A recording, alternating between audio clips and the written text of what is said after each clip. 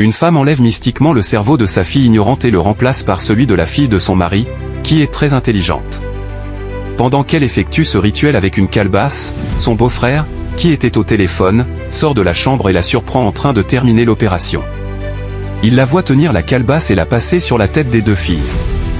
Sans se faire remarquer, il referme doucement la porte. Quelques instants plus tard, un changement étrange se produit, la fille intelligente devient soudainement ignorante, tandis que l'autre fille retrouve la connaissance et devient brillante. La femme, très satisfaite de ce qu'elle vient de faire, quitte la maison tranquillement. Les deux filles restent là jusqu'au moment où leur père rentre à la maison. La première fille se lève pour accueillir son papa et lui montrer ses exercices. Mais en regardant le cahier, le père est très surpris, toutes les réponses sont fausses.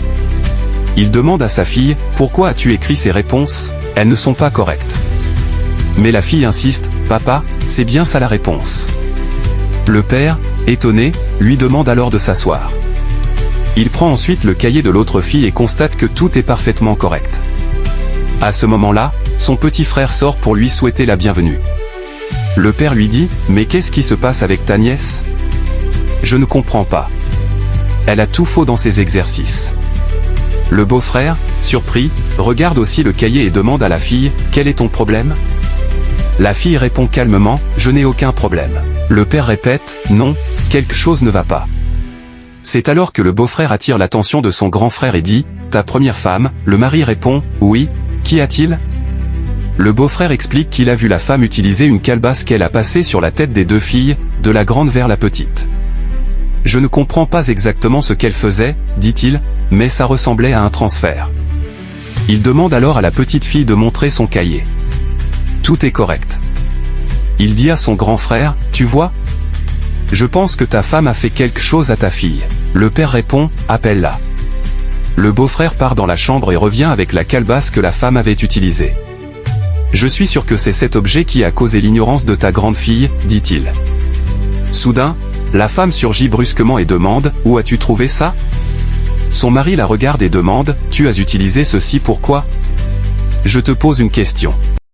Pourquoi ma fille est-elle devenue ignorante alors que la tienne est devenue brillante ? » La femme nie tout, « Je n'ai rien fait. C'est Dieu notre force dans cette maison.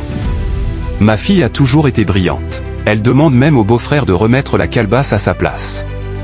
Mais le beau-frère répond, « Arrête ta comédie avant que je ne dise toute la vérité. J'ai vu tout ce que tu as fait. » La femme le menace, « Si tu essaies, tu verras. » Le mari intervient, « Pourquoi refuses-tu qu'il parle ? Dis-moi ce que signifie cette calebasse. Que as-tu fait à ma fille ? » La femme continue de nier, « Je n'ai rien fait. Tout va bien avec les filles. » Mais l'homme insiste, « Non, quelque chose ne va pas. » Le beau-frère dit alors, « Avoue ce que tu as fait, sinon je casse cette calebasse. » La femme crie, « N'essaie même pas. » Soudain, le beau-frère laisse tomber la calebasse.